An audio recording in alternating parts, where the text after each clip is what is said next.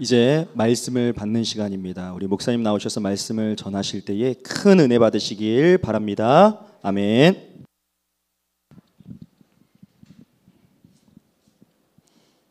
기도하겠습니다. 사랑하는 주님, 주의 말씀을 귀 기울이고 눈빛 모아 듣기를 원합니다. 살아계신 하나님의 생명의 말씀을, 그 생수를 마시는 시간입니다. 성령께서 시간 우리를 주장해 주시고 부족한 종의 또한 입술을 주장해 주셔서 주의 말씀 마음속에 잘 새기고 실천할 수 있게 하옵소서. 예수님의 이름으로 기도드립니다. 저는 말씀을 전할 때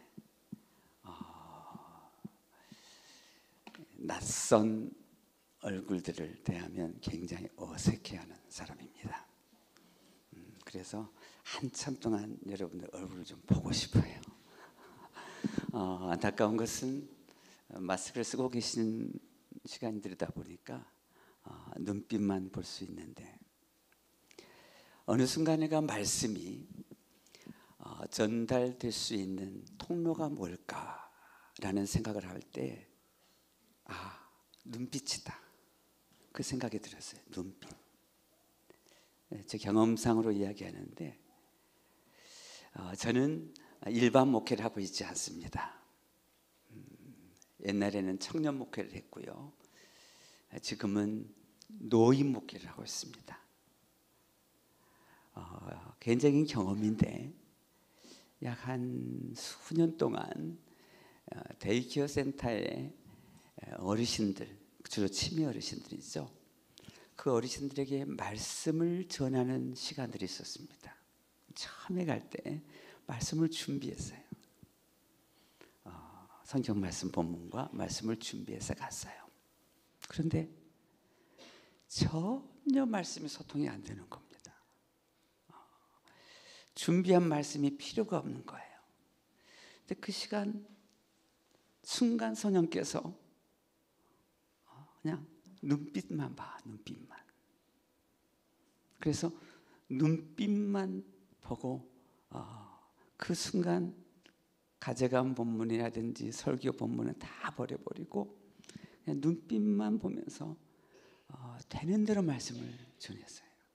그런데 눈빛을 붙잡으니까 말씀이 그렇게 편하게 전달되고, 그 치매 어르신들이 얼굴이 밝아지고 다 듣는 거예요.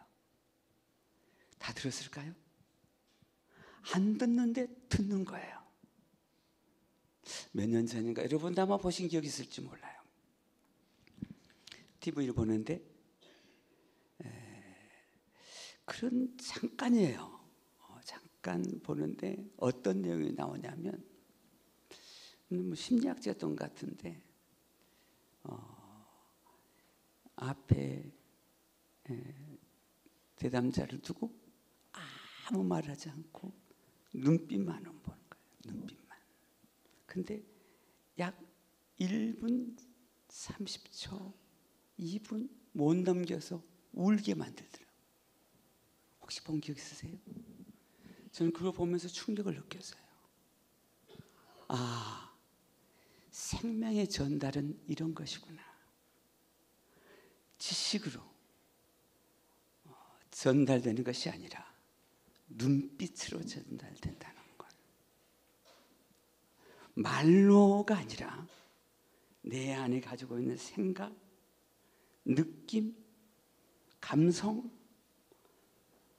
영성, 이런 것이 눈빛 하나로 충분히 전달될 수 있는 것이구나.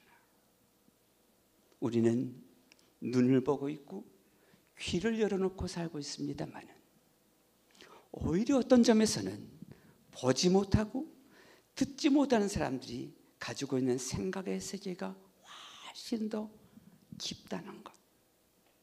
나는 눈으로 보고 귀로 늘 살고 있기 때문에 정말 들어야 하고 정말 보아야 할 것을 보지 못하고 살고 있다는 것.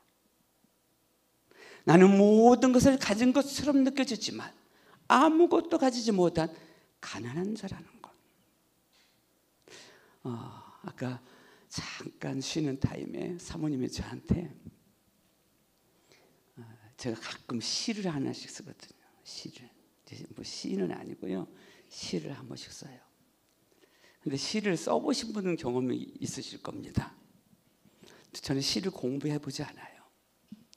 근데 제 느낌, 제 고백입니다.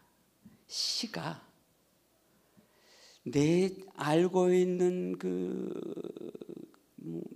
재능, 문장을 잘 다듬고 남이 쓰지 않냐는 단어들을 사용하고 그 시어들을 잘 조합해서 그렇게 시가 만들어지는 것이 아니고 시는 그냥 딱 찾아오는 거예요.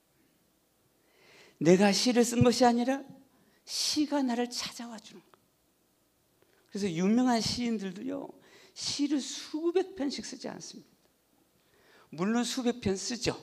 하지만 아무리 유명한 시인의 시도 내가 기억할 수 있는 꽂히는 시는 몇 편 되지 않아요.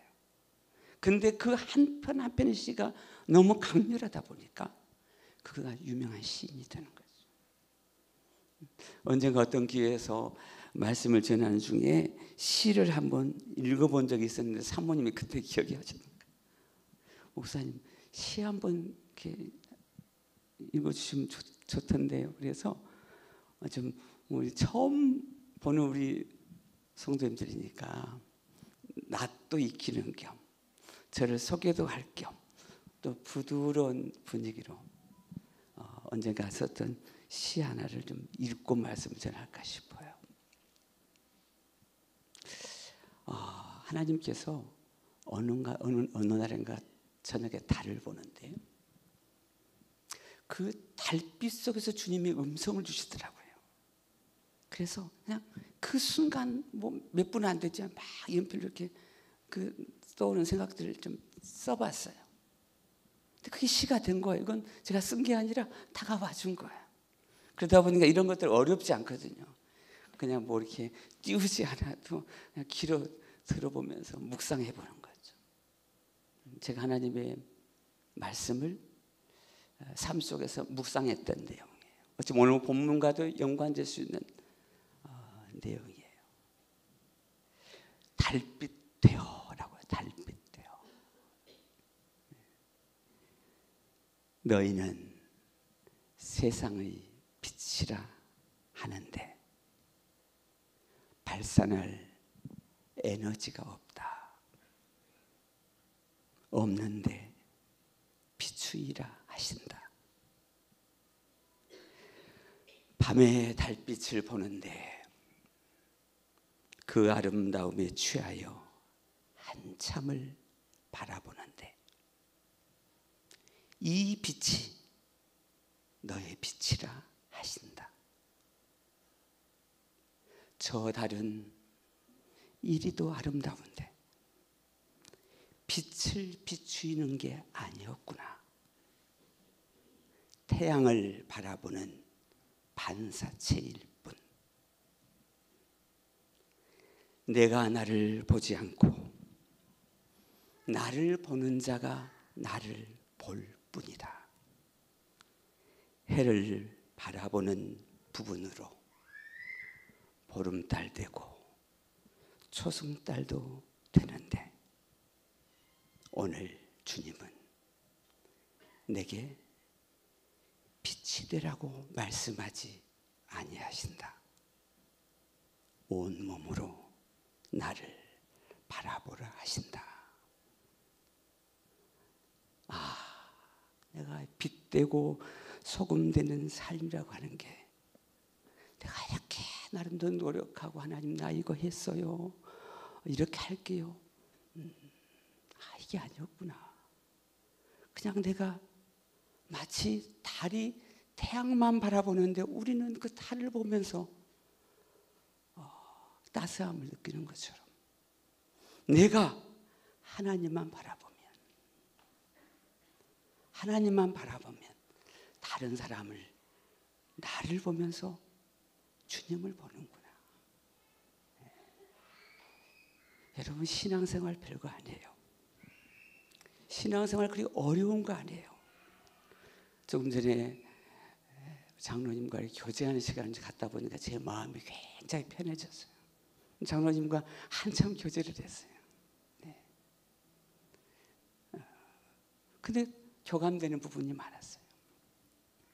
그래서 여러분들 대하니까 장로님이 얼마나 귀한 분인 줄 아십니까? 달리 귀한 것이 아니에요. 그냥 성도들의 대표이시니까 장로님과 불과 한 10분, 20분 교제했지만 여러분과 교제한 것 같은 그런 느낌이서 제가 마음이 편한 겁니다. 일부 입에서는 제가 굉장히 긴장이 되더라고요. 말씀이 잘 전해지지도 않아요.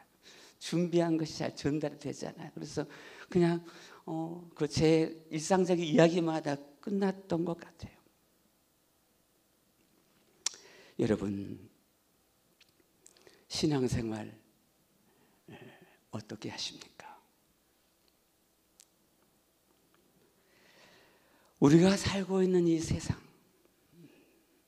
오늘 말씀, 이 전도서의 오늘 본문의 말씀은 굉장히 중요한 말씀이에요. 제가 제일 좋아하는 성경이 언제부턴가 전도서가 되었어요. 전도서는 철학서잖아요, 그죠? 근데 옛날 기억이 떠오르네요. 제가 고등학교 3학년쯤, 너무 오래전이 옛날 이야기죠. 제 모교회에 나이 많으신 안수 집사님이 계셨는데, 그 안수 집사님이 담임 목사님이 혹시 출타하시면 새벽기도 말씀을 전하셨어요. 근데 그 집사님이 새벽기도에 종을 늘 치셨어요. 요즘은 종 없잖아요. 옛날에 다 종 쳤거든요. 종을 치시고 또 제가 또 종을 쳤어요. 예배 시간에 종을. 청소년인데 교회도 작은 교회 규모가 아니었는데, 그러다 보니까 그 집사님과 제가 굉장히 친했어요. 하룻밤에 그 집사님이 내일 새벽에 말씀을 전하기 위해서 교회 조그만 쪽방에서 주무시는데 거기서 제가 하룻밤을 같이 지냈어요. 그럴 때 그 집사님이 저한테, 이제 새파란 그 청소년인 저한테 무슨 말씀하냐면, 내가 지금 전도서의 말씀을 너무 좋아해. 이 전도서 말씀 꼭 저기 읽어봐. 그런데요, 목회하는 동안 전도서의 말씀을 깊이 보지를 못했어요. 그런데 제가 지금 나이가 되니까 제일 눈에 많이 들어오는 말씀이 전도서. 어쩌면 그래서 오늘 말씀도 전도서의 말씀을 택했는지 모르겠어요. 여러분, 지금 우리가 어떤 세상을 살고 있습니까? 옛날과 지금이 어떤 차이가 있습니까? 우리 그리스도인들은 세상을 보지 못하면 내 안에 살아계신 예수 그리스도의 생명을 나는 지켜갔을지 몰라도 내 자녀에게, 내 주변의 사람들에게 전달할 수가 없어요. 내가 달빛이 되지 못하면 어느 누구에도 태양 대신 하나님의 그리스도의 말씀을 전할 수가 없어요. 지금 사람들은 말씀으로 하나님을 만나지 못합니다. 그런 세상이 되어버렸어요. 지금의 사람들은 은은한 달빛으로 하나님의 말씀을 들어요. 아까 제가 어르신들에게 눈빛으로 말씀을 전했다는 것처럼 그분들은 문장 하나, 한 문단 하나를 듣지를 못해, 이해를 못해요. 하지만 눈빛으로 하나님의 말씀을 들은 거죠. 그래서 제가 어르신들에게 그렇게 계속 말씀을 전했어요. 그 데이케어 센터 들어가기 전까지도 제가 말씀을 정하지를 않아요. 그냥 들어가서 그 어르신들 눈빛 하나하나 보다가 어떤 분에게 느껴지는 느낌 가지고 말씀을 전하는 거예요. 목사 이렇게 말씀 전하면 안 되잖아요. 근데 그 어르신들에게는 그렇게 해야 되더라고요.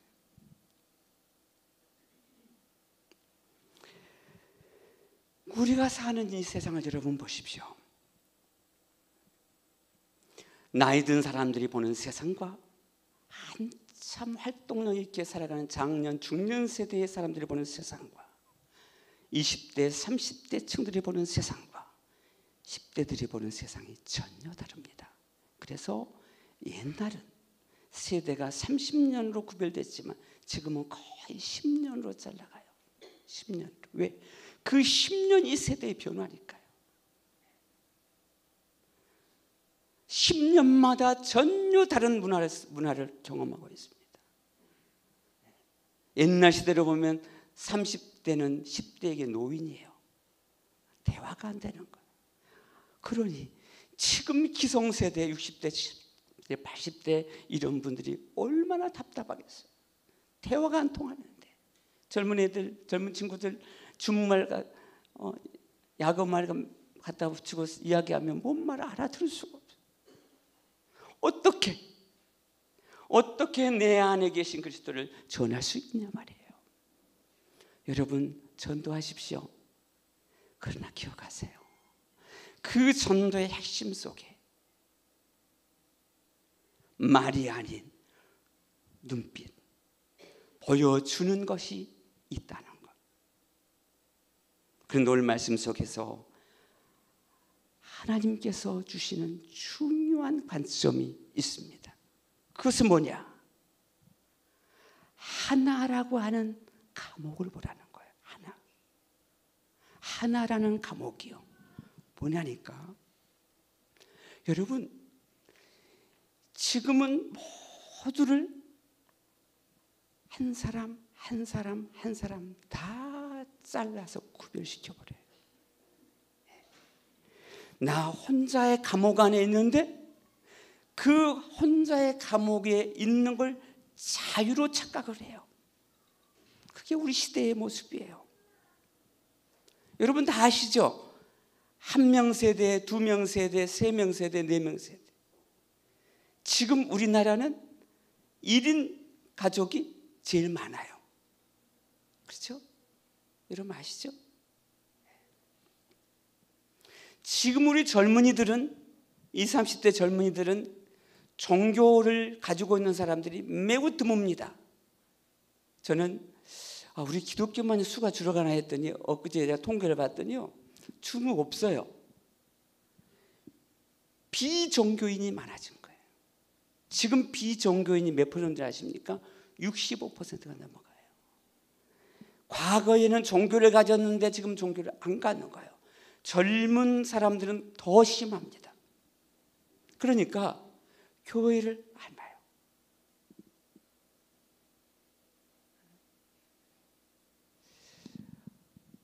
그런데 기독교가 조금 심하다고 느끼는 것은 가난한 신자가 많아지기 때문에 교회를 안 다니는 신자들. 지금 거의 가난한 신자가 30% 육박합니다. 10명이면 3명은 교회를 안 나가요. 나는 기독교인이라고 말하지만 교회를 안 나가요. 그리고 신앙은 나 혼자 지켜갈 수 있어. 교회 안 가도 돼 하면서 인터넷 교회.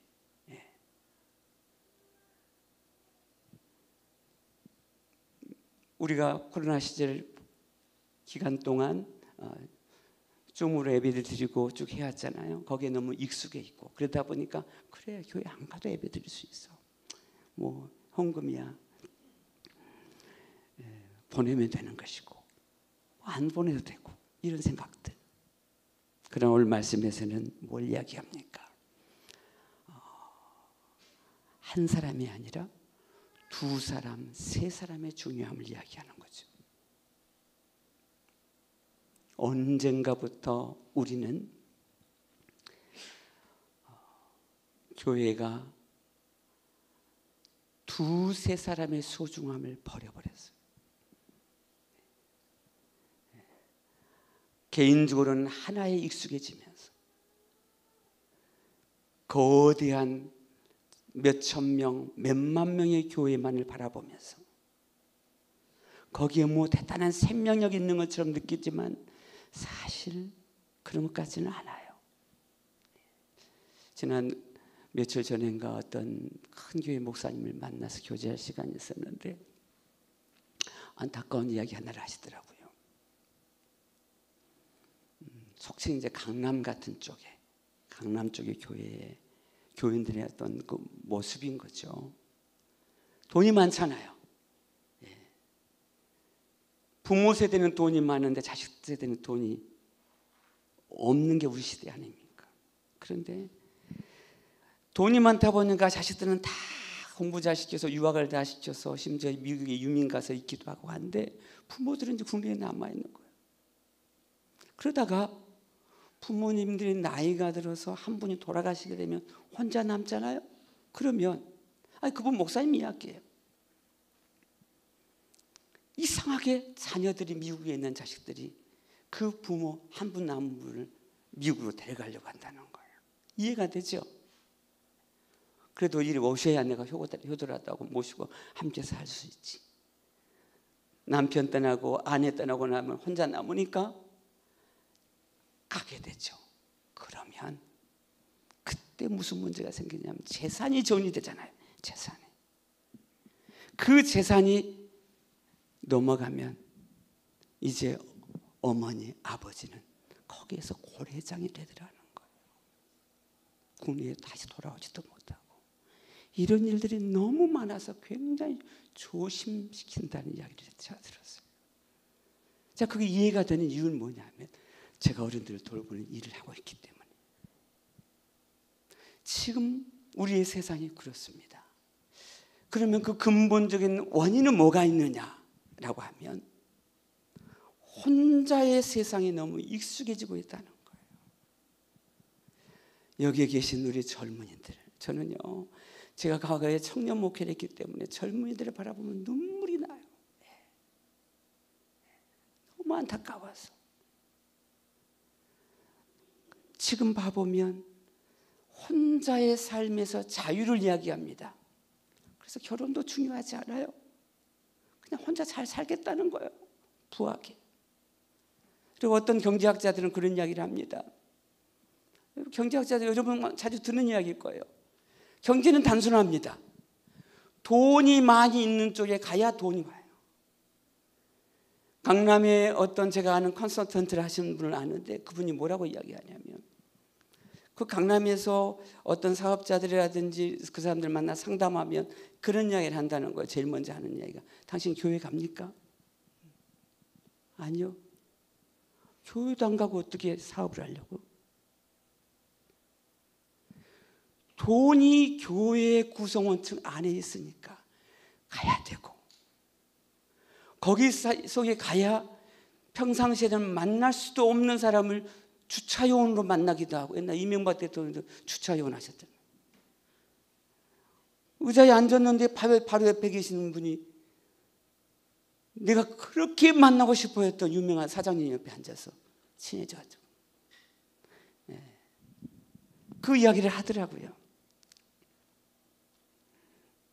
그러니까 거대한 교인 하나의 공동체가 되어서 거기 안에서 경제 공동체가 되어가는 거예요. 우리 한길교회 이야기하는 것이 아니에요. 강남 쪽에 모습이 그런 거죠. 그러면서 경제인들이 경제 강의를 듣다 보면 언젠가 그 이야기를 하더라고요.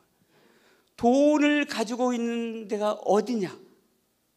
교회가 돈을 많이 가지고 있으면 교회를 가야 되는 것이고 어른층들이 교회에 돈을 많이 가지고 있으면 그 어른층에 있는 돈을 가져와야 되고 그 말을 한번 바꿔서 이야기하자면 자녀들이 아무리 아버지 어머니가 재산을 많이 가지고 있다 할지라도 그 재산을 내가 지금 사용할 수 없으니까 어떻게 해서든지 끌어와서 투자를 해야 된다. 이 이야기를 하더라고요. 세상적인 모습, 세상의 현재의 모습이 그렇다는 겁니다. 인정하시나요? 우리가 이 세상을 살고 있어요. 생명 되신 예수 그리스도께서 우리에게 언제부터 물질에 관심을 갖게 하셨나요? 생명 되신 그리스도께서 우리에게 요구하시는 것은 한 사람, 두세 사람, 이들을 이야기하고 있어요. 많은 수를 이야기하는 게 아니에요.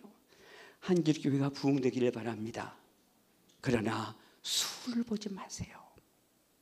수를 바라보는 교회는 절대 부흥할 수도 없고요. 부흥한다 해도 생명 없는 교회로 전락하고 말 것입니다.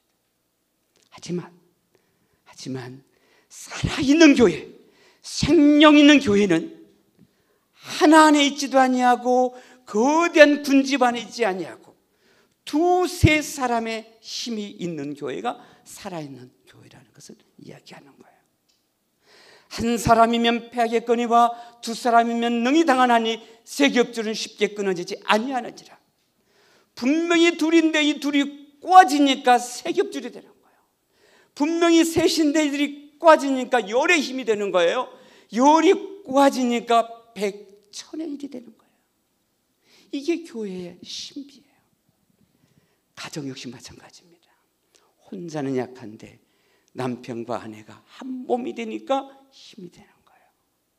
옛날에는 여기 이제 기생세대라면 60대 이상 되시는 우리 성도님들은 다 기억하실 거예요.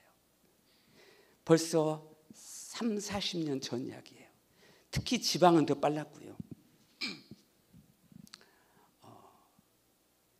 결혼을 딱 하게 되면 한 사람은 직장을 놨어요. 제 바로 손이 누님이 아산병원에 근무를 하고 있었고 아주 잘 나가고 있었어요. 근데 저희 매형이 공무원이었어요. 그러니까 저희 누님이 일을 그만두더라고요. 왜? 가정이 돼야 되니까. 그 시대는 그랬어요. 아시잖아요. 가정을 위해서, 하나됨을 위해서 한 사람은 일을 포기했어요. 그리고 자식을 낳았어요. 그 낳은 자식들 수가 한 3, 40년 전에는 한 가정 들어가 보면은 3명, 4명, 5명이 일반이에요. 그런데 어느 시점에 흘러가니까 뭐 둘이면 되지. 조금 더 가니까 하나면 충분하지. 지금은 뭐 한 명까지 필요해. 그냥 자식 없이 살면 되지. 농담 삼아서 누가 언젠가 그 이야기 하는 거 들었어요. 젊은 여자분들 한 10명 만나면 7명은 강아지 품고 오고 3명은 사람 데리고 온다고 그러더라고요. 외로우니까 뭐가 필요한데 자식을 키우냐 너무 힘들고 그냥 강아지만 키우며 사는 사람들이 많아지는. 결혼을 하게 되어지면 뭔가 서로 맞추기 힘드니까 그냥 혼자 자유롭게 살겠다. 근데 여러분 인정하셔야 될 것은요, 부부를 함께 사는데 행복한 부부는 둘 중에 하나더라고요. 하나는 둘이가 서로 잘 맞춰요. 너무 사랑하느라고 질줄도 알고. 그런데 또 한 부부는 꼭 한 사람이 져요. 항상 지는 몫을 담당하는 거. 주로 누굽니까? 아내잖아요. 우리 그리스도인들은 늘 교회에서 강조를 많이 하다 보니까 그런 것에 받아들이긴 하는데 요즘 그게 통합니까? 안 되죠. 요즘 젊은 부부들 갈등 없는 부부가 거의 없습니다. 그러니까 이혼율도 높은 거예요. 왜 그렇습니까? 과거에는 하나됨이 중요했어요. 그래서 누군가 서로 치려고 했어요. 싸울 일이 생기면 자기가 죽고, 남자의 자존심으로 사니까 그래서 여자인 내가 참아야지. 또 교회에서 늘 듣고 배움받았으니까 그래서 그냥 참고 가정을 이루었어요. 그러나 지금은 문화가 하나 중심이에요. 불과 10년 사이에 달라진 변화가 뭡니까? 편의점에 간편식이 많아지고, 그렇죠? 집에 주방이 넓을 필요가 없어지고, 직장생활 하다 보면 피곤한데 뭔 음식을 만들어. 어제도 저희 직원이 그 이야기를 하더라고요. 나오는 게 더 맛있는데 내가 돈 많이 들여서 만들어 봐야 더 맛이 없는데 뭐하러 음식을 만드느냐고. 그래서 안 만든다는 거예요. 이 모든 문화의 흐름이 하나 중심이에요. 하나 중심. 그러나 여러분, 그 하나는 결국 뭡니까? 외로움이에요. 젊을 때는요, 젊을 때는 자유라고 생각을 합니다. 혼자 있으면 방해할 사람 없으니까, 먹고 사는데 문제 없고, 다른 부족한 것은 다 채울 수 있는 도구가 있으니까. 그러나 제가 어르신을 돌보는 일을 하면서 느낀 게 있어요. 어르신들은요, 외로움의 병을 다 가지고 살아가요. 우리 여기 계신 나이 드신 권사님들, 어르신들 다 외로움의 병. 거기다가 그래도 교회라도 나올 수 있는 어르신들은 건강이라도 있으니까 걸어올 수 있잖아요. 제가 돌본 어르신들은 다 등급이 있으니까 집을 못 나와요. 여러분, 장기 요양으로 다 세금 내시잖아요. 그러면 그 돈을 누굴 위해 사용됩니까? 움직이지 못하신 분들. 등급이 나오신 분들은 어떤 분들이냐면, 문 밖에 나가지 못하시는 분들은 다 등급이 나온다고 보면 돼요. 내가 걸어서 문 밖에 못 나가면. 근데 문 밖에 나가는 게도 등급이 나온다. 이분들은 어떤 분들이냐면 치매가 있으신 분들, 치매라든지 노인성 질환을 경험을 가지고 계신 분들은 점수가 많다 보니까 움직이면서도 등급이 나와요. 모르겠어요. 우리 성도님들 중에서 등급이 나와 계신 분도 있을 수 있을까요? 그분은 다른 부분의 약점, 과거의 뇌질환, 뇌경색이나 뇌출혈이나 파킨슨이나 혹 치매라, 경성 치매라 이런 것들을 앓고 있으니까 점수가 높아서 등급이 나오는 거죠. 그러면 집 밖에 나가지 못하는 어르신들은 혼자 집 안에 계시는데 누가 찾아와줘요? 외롭죠. 그러나 중요한 것은 허무감을 느끼는 거예요. 그 허무감을 느끼는 자리가 하나님을 만나는 자리입니다. 헛되고 헛되며 헛되고 헛되니 모든 것이 다 헛되도다. 전도서의 핵심 말씀이잖아요. 시작이 그렇게 나오잖아요. 허무를 볼 때 하나님이 보입니다. 그렇게 하나님을 만나는 거예요. 근데 하나님을 어떻게든 만나고 나면 혼자 있을 수 있어요? 내가 만난 하나님이 너무 좋은데, 수가성의 여인이 예수님을 만나고 난 이후에 가만히 있습니까? 물동이를 버려두고 마을로 들어가서 메시아를 만났다고 이야기하잖아요. 내가 예수님을 만나고 나면 가만히 있을 수가 없어요. 십자가의 그리스도를 만나면, 예수 그리스도의 피 묻은 복음이 나를 적시면 나는 가만히 있지를 못해. 누군가에게 전하지 않고는 견딜 수가 없어요. 그래서 내 가장 친한 친구, 내 가족에게 가는 거예요. 제가요, 군대 생활하는 가운데서 예수님을 만났습니다. 신비적인 이야기를 하는 게 아니에요. 신학대학을 2학년 마치고 군대를 갔는데,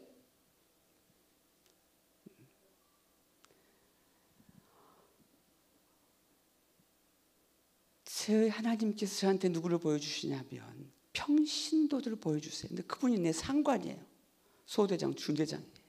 이상하게 군대 안에 중대장이면 뭐 어마어마한 높은 위치에 계신 분인데, 그분들이 내가 뭐라고. 신학대학을 2학년 마치고 오니까 목사님 되듯이 하는 거예요. 그런데 만나서 이야기를 나눠보니까 제가 얼마나 부끄러웠는지, 그분 안에 들어있는 예수 그리스도가 하나님에 관한 지식이 내가 알고 있는 지식보다 훨씬 많고 훨씬 깊어요.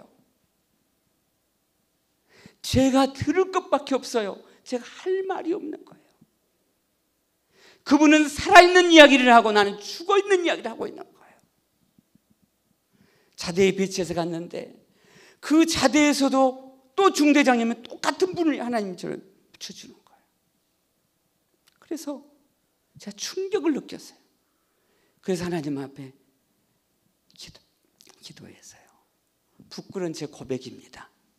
제가 늘 말씀 전하는 게 아니고 그러니까 이렇게 편하게 제 이야기를 하는데 이해하고 들으십시오. 그 중대장님이 자기가 교제하고 있는, 자기가 복음을 전했던 청소년 고등학생 한 사람을 데리고 와서 나한테 붙여주는 거예요. 그리고 빠지는 거예요. 나는 23살이고 그 친구는 18살인데 함께 1시간을 이야기 나누는데, 아니 18살 친구가 어떻게 하나님 말씀을 이렇게 많이 알고 그 안에 예수 그리스도의 마음이 얼마나 깊은지 샘물이 막 솟구쳐 나오는 것 같아요. 얼마나 부끄러웠는지 이야기를 1시간 교제를 나누고 난 이후에 그 친구한테 그랬어요. 형제님, 나를 위해 기도해 줘요. 그리고 내가 무릎을 꿇었어요. 그 형제 앞에 무릎을 꿇었어요. 나를 위해 기도해 줘요. 내가 너무 아는 게 없어요. 내 안에 하나님이 너무 살아계시지 않는 것처럼 느껴져요. 형제가 나를 위해 기도해 줘요. 그래서 제가 무릎을 꿇고 그 형제, 제가 하나 원하니까 그 형제도 제 손을 잡고 기도하더라고요. 그리고 헤어졌어요. 막사로 들어와서 작정을 했어요. 하나님, 나는 이제 어린아이입니다. 내가 지금까지 알고 있는 성경의 지식, 그 모든 것 아무것도 아닙니다. 저 형제가 아는 하나님, 저 형제 안에 있는 예수 그리스도, 저 중대장님 안에 있는 주님, 그 주님을 내가 만나고 싶습니다. 집에다가 편지를 보냈어요. 성경책, 두꺼운 성경책 한 권 사서 좀 보내주세요. 그리고 나서는 쉬는 시간 2시간 근무하고 1시간 쉬면 무조건 막사에 누워서 성경 말씀 읽고, 나한테 주어진 모든 시간 오직 성경 말씀만 펼쳐서 읽으며 기도하면서 읽었어요. 일주일이 넘지 않았는데 갑자기 번개가 치듯이 말씀이 선명하게 다가오더니 말씀을 놓을 수가 없어요. 눈물이 나는데. 그래서 색연필을 가지고 계속 나한테 오는 말씀들을 줄을 긋고 몇 달이 지나니까 이 책 한 권이 빨간 색연필로 물리더라요. 그 주님을 만난 게 얼마나 컸는지. 저 개인적인 고백을 한다고 한다면 저는 그 과정이 없어도 목사가 됐을 것이고 그 과정을 갖고 또 목사가 되었는데, 저를 자랑하는 것이 아니라 그런 질문을 해봐요. 저 자신에게. 그때 만난 내가, 그때 만난 주님이 있고 없고가 그 결과에 나는 어땠을까? 나는 어떤 목사가 되었을까라고 하는 질문 앞에서 그 체험을 생각해 보는 거예요. 내 안에 예수님이 계시니 누구 한 사람을 만날 수밖에 없고, 그 이후에는 성경책을 들고 내가 아는 사람들 쫓아가서 내가 깨달았던 말씀들을 계속 펴서 막 읽고 나누는 거예요. 그러니까 어떤 형제가 또 감동돼가지고 그 형제와 같이 인장 또 쫓아다니는 거예요. 2-3시 7, 8이 됐고 10몇 명이 되고 수요일날 저녁 예배가 마쳤는데 그 형제 지체들이 또 함께 말씀을 나누고 싶어. 내가 아는 건 없죠. 한쪽 구석에 우리 앉아가지고 예배 다 끝났는데 한쪽 구석에 앉아서 그냥 성경 말씀 아무데나 딱 펴놓고 돌아가면서 쭉 읽는데 성령께서 막 모두에게 말씀을 하게 하시니까 그 모임이 뜨거워지고, 아, 이게 교회의 신비구나. 네. 여러분, 하나님께서는 오늘 말씀을 통해서 중요한 화두를 던져줍니다. 한 사람이면 백이거니와 두 사람이면 능히 당하나니 삼겹줄은 세겹줄은 쉽게 끊어지지 아니하느니라. 혼자로 있게 되면 그 신앙은 죽습니다. 야, 수없이 많은 사람 속에 딱 들어가 있으면 다 죽습니다.